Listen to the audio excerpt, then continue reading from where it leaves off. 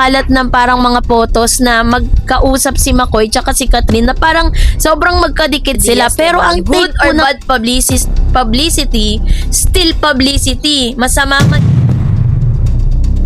yan. Maaring ginagawa to or strategy to para po kalampagin yung mga fans po at supporters si Catherine na yung kanya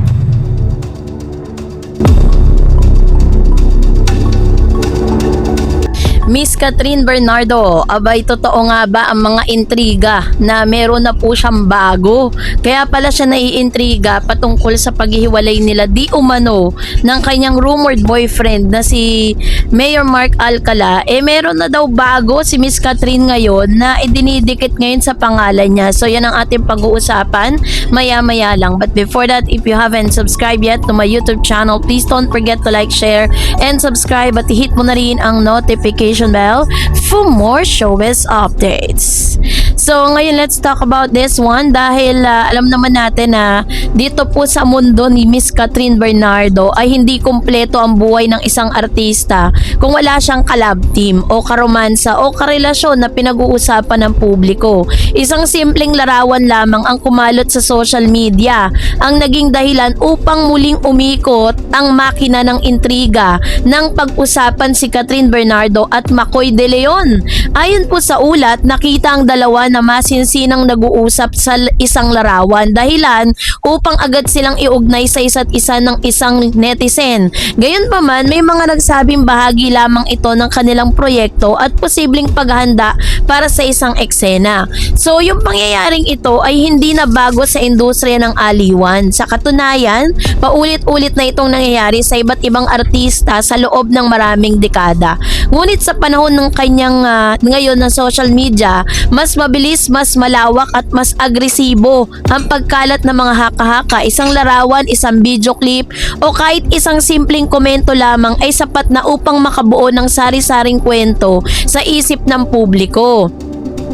So, sinasabi ng larawan na ang larawan daw ay may kakayahang magsalita sa isang libong salita. Ngunit, sa social media, ang isang larawan ay maaaring magsilang ng 10,000 interpretasyon. Kapag nakita magkasama ang dalawang sikat na personalidad, agad itong nagiging paksa sa usapan. Sa kaso po ni Miss Catherine at saka nitong si Mr. McCoy De Leon or McCoy, no, ang isang simpleng pag-uusap ay nabigyan ng isang romantikong kahulugan ng ilang tao. Meron po kasing kumakalat ng parang mga photos na magkausap si McCoy tsaka si Catherine na parang sobrang magkadikit sila. Pero ang take po ng ilang mga fans na yun daw ay eksena sa kanila pong serye na Someone Someday kasama po si Mr. James Reid. Syempre nga naman, 'di ba? Alam niyo naman po na kapag may bago po kasing mga project yung isang artista, kailangan gumawa sila ng mga eksena at gumawa sila ng mga intriga na talagang ka-capture doon po sa audience, ka-capture doon sa mga posibleng manood at mag-curious dun po sa mga lumalabas na balita.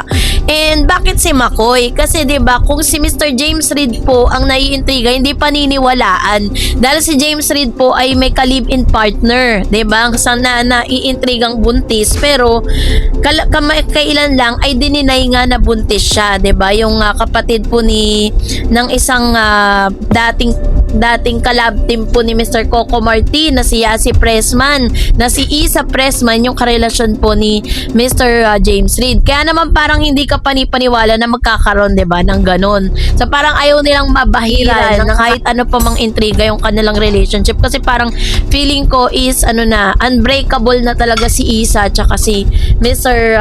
ito pong si Mr. James Reid. So kaya naman si McCoy ngayon ang parang ikino-connect sa pangalan ni Catherine. So marahil dahil parehong kilalang artista ang dalawa, marami din ang dahilan or marahil isa rin sa mga pareho silang nasa yugto ng kanilang buhay kung saan wala silang opisyal na kinikilalang karelasyon. So dahil dito, naging madali para sa ilan ang magdugtong-dugtong na mga idea at bumuo ng sariling kwento. Subalit mahalagang tandaan na hindi lahat ng nakikitang larawan ay sumasailalim sa tunay na sitwasyon. Ang isang imahe isang bahagi lamang na mas malaking kwento at maaaring ito'y kunan sa gitna ng trabaho, rehearsal o simpleng pakikipag-usap sa isang katrabaho.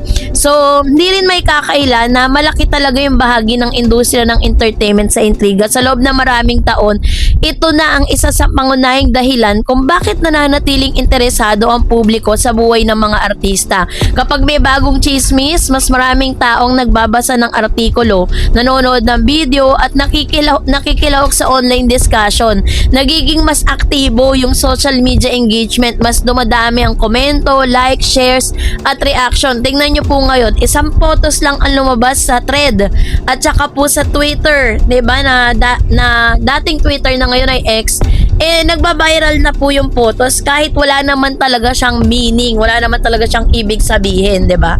Sa isang banda, nakakatulong ito sa mga visibility ng mga artista, mas sa pag-uusapan sila at mas mapapanatili ang kanilang presensya sa publiko. Ngunit sa kabilang banda, may kapalit itong emosyonal at personal na epekto sa mga taong sangkot. Hindi lahat ng artista ay komportable sa patuloy na pagsusuri ng publiko.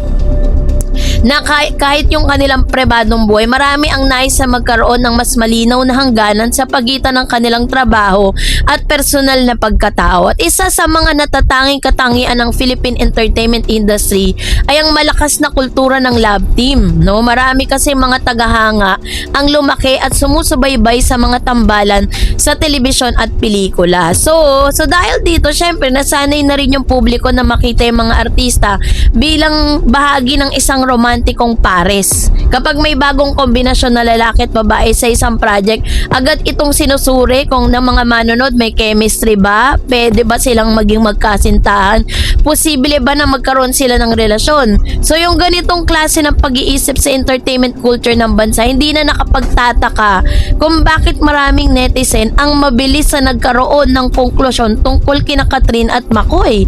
Ngunit mahalaga rin na tandaan natin na hindi lahat ng tambalan na uuwi sa pag-iibigan. May mga artistang mahusay lamang magtrabaho ng magkasama at mayroon ding tinatawag na professional na relationship.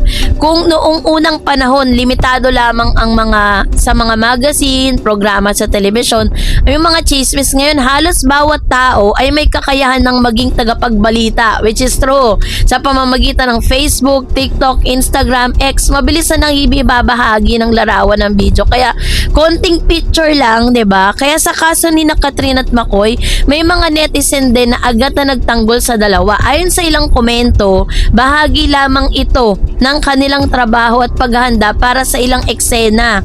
Pinapakita nito na hindi lahat ng tao ay madaling maniwala sa mga haka-haka.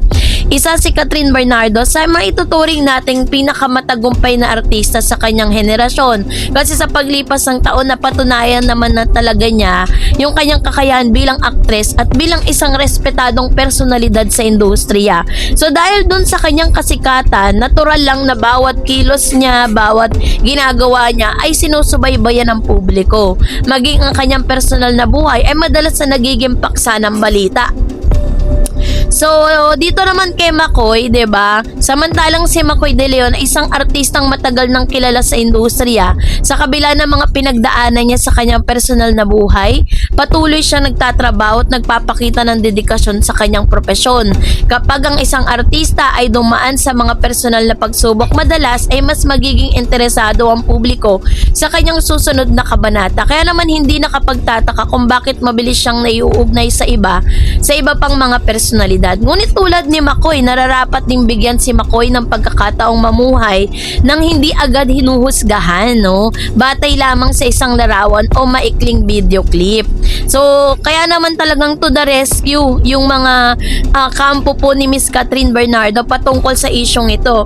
Anyway, sabi nga po ng isang parang showbiz commentator like Mr. Oje Diaz, diba? Good or bad publicity, still publicity. masama man yung balita or intriga na yan or good man yung kanilang mga balitang lumalabas, still masasabi pa rin publicity yan.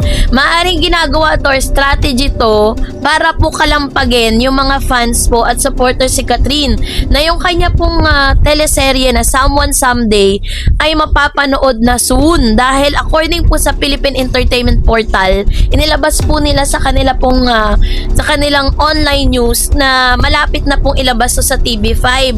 So back to back po sila nung ng programa ni Coco Martin at ni Miss Julia Montes. So kaabang-abang po yung mga eksenang ito, kaya sa haba po ng paghihintay, almost half year, no? Kalating taon po hinintay kasi nagkaroon nga po ng samot-saring opinion at reshooting dun po sa mga eksenang ginawa ni James Reid at ni Miss Catherine Bernardo. So, kayo po, ano nyong saloobin patungkol dito, mag-comment kayo sa comment section.